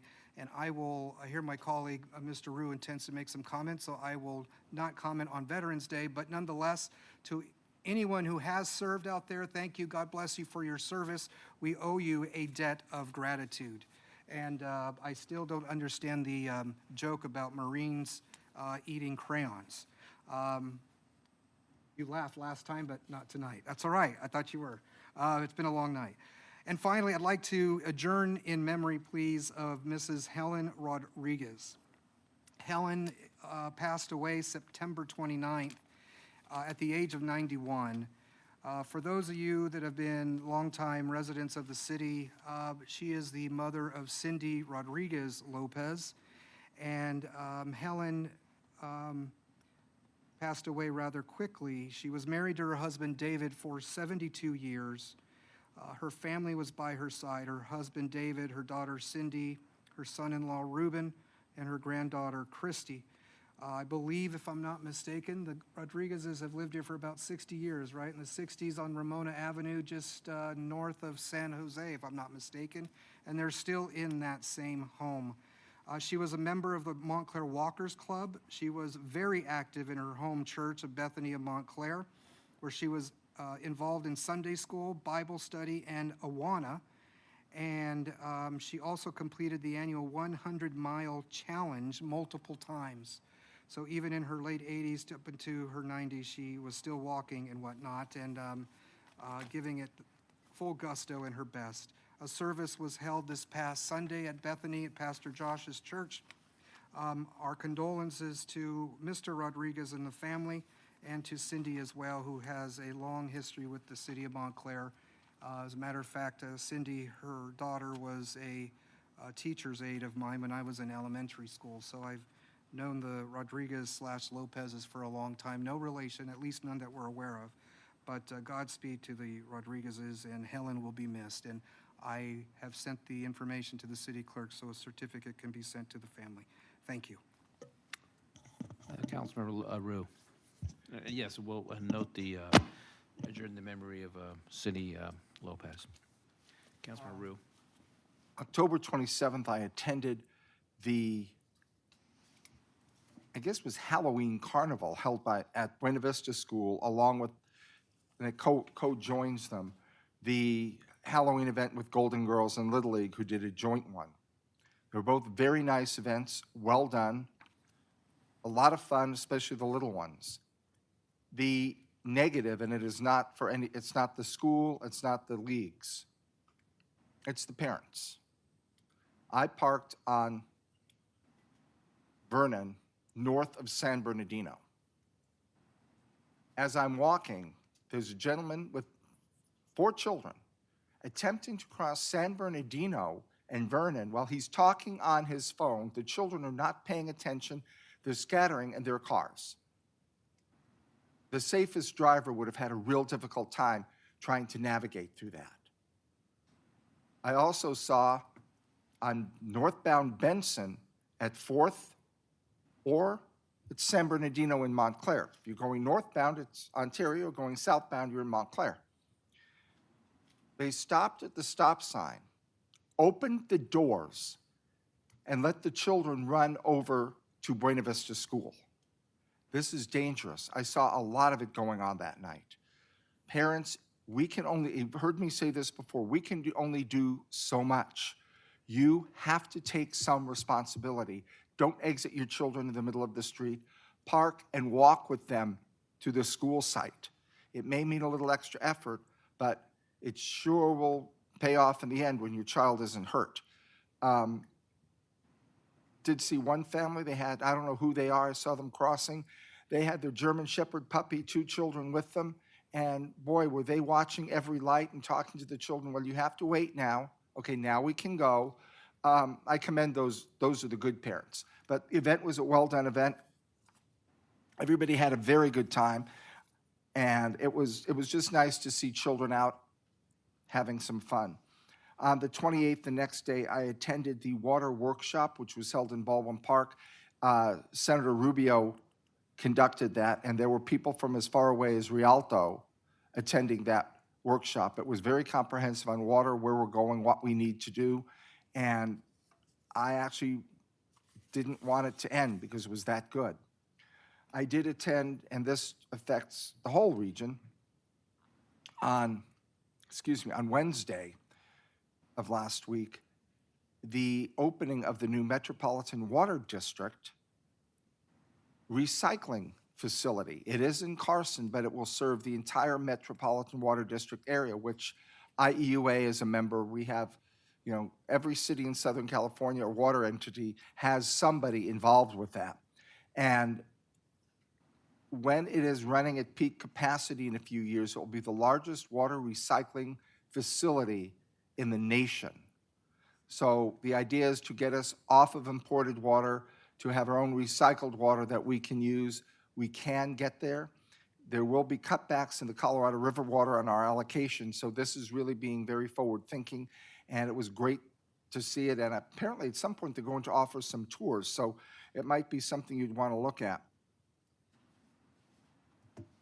I want to note the passing of another Montclair resident, Richard Haregi, who lived over on San Bernardino Street. He was, I understand, a 60-year resident of the city of Montclair, and I remember the family from El Camino Elementary School, Vernon Junior High School, and Montclair High School. So longtime residents in this city, it says something when you're living here 72 years, 60 years, something like that. It says they really enjoy this city. And then lastly, I had other things, but in the benefit of time tonight, on Veterans Day, this was the day that, as Councilmember Lopez mentioned, was known as Armistice Day. It commemorated the ending of the First World War in Europe, known then as the Great War. It changed the maps of Europe and indeed the globe. Some of the empires came down, others came up. It was at the time one of the most devastating wars the world had ever seen. The armistice was signed on November 11th at 11 a.m. in 1918, and it was always known as the 11th hour of the 11th day of the 11th month. And my mother always called it Armistice Day till the day she passed away. But it was in 1946 it became Veterans Day to commemorate all those who served in the Second World War. as well as the First World War. In 1946, there were a lot of people alive who had served in the First World War. It is a time to thank our veterans, to remember them, and to see what we can do. We have some veterans who are struggling right now. Some of them have emotional issues, others have financial issues. Let's see what we can do for them. And I don't remember whether it was Councilman Lopez or Mayor Dutre who mentioned about the Marines. My brother-in-law will let you know, once a Marine, always a Marine. Thank you. In my household, the Army's rule over the Marines. So, I forgot some people. I'm going to start with the city attorney and then the city manager. I think Ben's about to make a comment. Regarding that, because I noticed that we skipped it over. I was wondering if we still had the items on the agenda. Yes. Okay, yes. real quickly, Mr. Mayor, regarding the two items in which I am named, I will remain in chambers and will be sitting here on the dais, so if staff can leave the lights on, please, it'd be appreciated. Okay, yeah, I think those will be the last items for discussion. Go ahead. So I'll start off with on the military. My dad was in the Navy. My father-in-law is a Marine. I have a brother who's a Marine, and my husband was in the Coast Guard. So that's the first item. Second, there are 4 items I'd like to ask the council to meet in closed session regarding, all pending litigation. First one is the cities of Ontario, Montclair, and Chino versus the Inland Empire Utilities Agency. Second is the Dow Alvaren versus Montclair matter. The next is Garcia versus Lopez, and then Fuentes versus Lopez. So other than those items, I have nothing else to report. And I'll finish off with Air Force veteran / city manager star. 6 years. 6 years in the Air Force. Real quick, Mr. Mayor, as you know, the city is maybe just inches away from getting the gold line. The funding has basically been completed on both sides of the county. Metro expects to receive their allocation of $1.3 billion, of which $750 million will be allocated to completion of the gold line from Pomona to Claremont. And San Bernardino County is obligated to come up with the balance of the funding. Right now, they have $80 million allocated.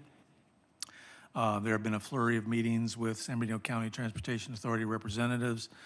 In my last meeting with them, they've agreed that they would complete the funding requirement, which may now be as high as $100 million. So they have indicated that they would work to come up with the additional $20 million.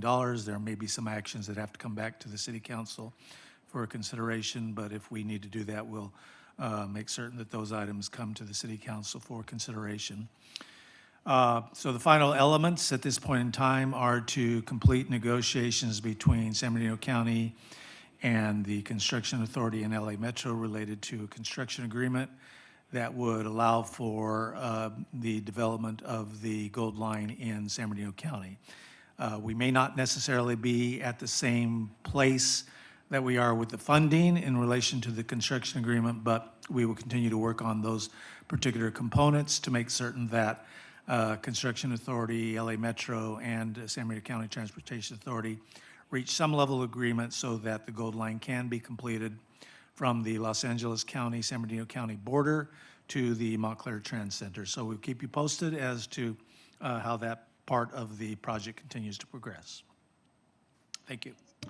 And I just want to note that the city manager star is also going to play a role in that, working with both the Construction Authority and the San Bernardino County Transportation Authority, try to get this all finalized.